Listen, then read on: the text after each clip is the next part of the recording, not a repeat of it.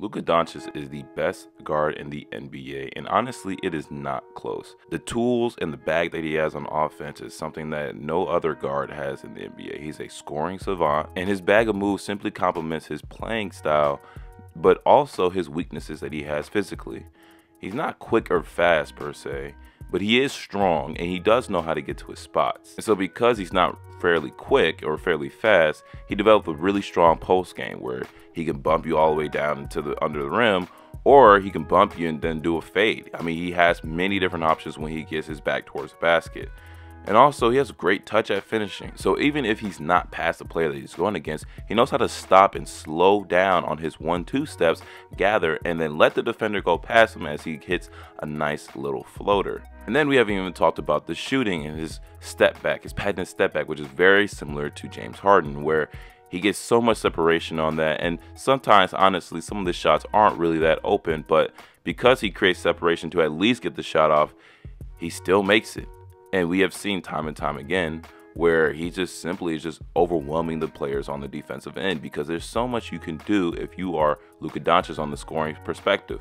Because not only is he stronger than the guards that he's going against so that he can just bruise them down to the paint, but he also has enough touch to go up for a shot 30 feet away from the basket. It almost is impossible to guard somebody who can score at will like that. But what really sets him apart is the fact that he is literally one of the best playmakers in the NBA. And we've seen this from time and time again. He averages around 10 assists a game, and it's really the ways that he does it.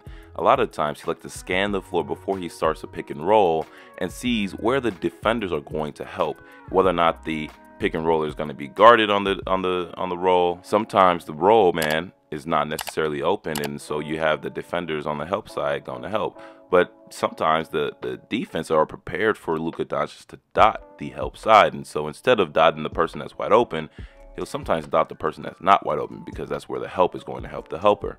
And so he has the vision that is impeccable. It is one of the most interesting players to see, because he pretty much orchestrates the offense by himself and is able to consistently hit players on a dime. Perfect passes on the three-point line, perfect passes to Lively in the paint, oops, all of that. He is one of the best when it comes to that. But we have a big problem in Dallas, and that is the fact that they are 18-14 as of recording of this video. Now, we know that Kyrie Irving is out due to... He's got free throws to shoot, which I would surmise he will stay in the game and take for the possibility of returning to the game. But watch Powell here falling down on the feet of Kyrie Irving. He's missed. But the problem persisted while he was healthy. And so when you pair up a person who is that electric when it comes to playmaking, and then also a person who is electric as well when it comes to scoring, you start to wonder why they are 18-14. We've seen video game numbers when it comes to Luka Doncic, in the sense that he can have 50 points, 15 assists, and a whole bunch of rebounds as well. But the team is kind of struggling. They're in the middle of the road. And I know that Kyrie has been out for like the last month and a half, but like I said before, they were struggling even when he was on the court. Now, this doesn't really make sense, because usually when you have, two stars, you can at least have a pretty decent team. And they do.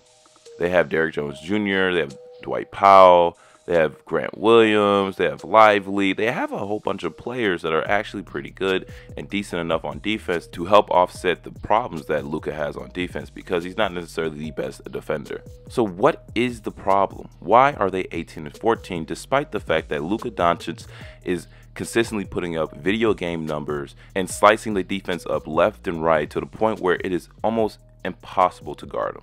And so to answer what the problem is, we have to actually look at Luka Doncic and what his best asset to the game is, and that is his playmaking. His playmaking is the biggest crutch for the team in order for the team to succeed. And I'll tell you why.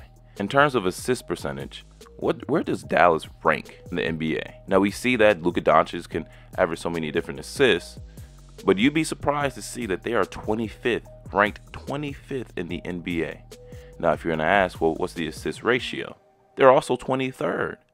But that doesn't really make sense if you're looking at the box score and you're seeing that Luka Doncic is consistently having these great games. You're kind of surprised that their assist percentage is one of the last teams in the league. But then there's something that's even more concerning that doesn't really make sense. And that is the fact that they are 5th, top 5 in assist to turnover ratio, meaning that they simply don't turn over the ball when they have assists. And so you're looking at all these numbers and you might question yourself, well, none of these really make sense. How do I make any sense of these numbers? Now, the only way in my eyes to make sense of these numbers is the fact that the reason why they are last in assist percentage is because Luka Doncic is the only one throwing the ball to other teammates. They have no other playmakers. And the issue with that is that it becomes a very predictable offense, especially when it comes to the playoff time. Because when you have a person who's the only facilitator, the only playmaker on the team, things doesn't necessarily work out for the rest of the role players. Now, I mentioned James Harden in the very beginning of the video where I compared their step back game together. But when you look at the time that James Harden spent in Houston, you actually see that there's a lot of similarities in their game. James Harden is not the same playmaker that Luka Doncic is, because James Harden can really only pass to the roll man and maybe sometimes to the help side defense, but a lot of times he will miss scanning the floor and seeing open cutters. But Luka Doncic doesn't really miss that. But the issue is both of their games are not predicated on winning basketball, because one person having the ball for majority of the game is just simply not going to cut it, especially in playoff time where teams have time to come up with strategies to help mitigate his best asset. Now, this is a problem on multiple fronts, because if you're looking at the game, there is no playmaker outside of Luka Doncic. And of course, it's already a problem, especially when you have like great players like Seth Curry who can at least play that role just a little bit. But honestly, there's really nothing that the team can do without Luka Doncic. The offense only works on Luka being absolutely perfect, and that is impossible to sustain long term. Now, there's a really good comparison that you can make to Luka Doncic, and that comparison is Jokic, where you see that Jokic, he has a lot of assists, especially if you're just looking at the box score, but it's also how. How does he have a lot of assists? And if you were to look at the team stats, their team stats is way better when you're looking at the same assist statistics that I mentioned earlier. Now, the reason why for that is because the offense is not predicated solely on Jokic being the only playmaker facilitator on the team.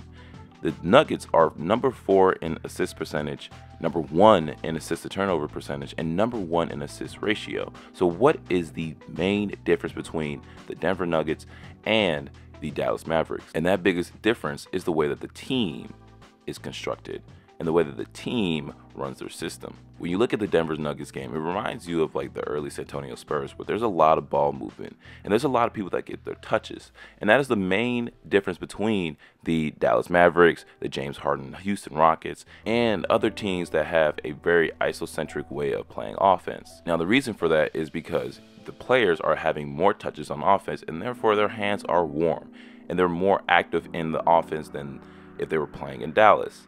Now, if you're a hooper and you really understand that even if you're open, but you haven't gotten the ball for 20-30 minutes, you making that next shot is quite literally one of the most hardest things you can do. Now, when you look at how the Dallas Mavericks play, they play very similar to the James Harden Houston Rockets in the sense that you don't know when you're going to get the ball next, but you're hoping to stay ready and make that shot.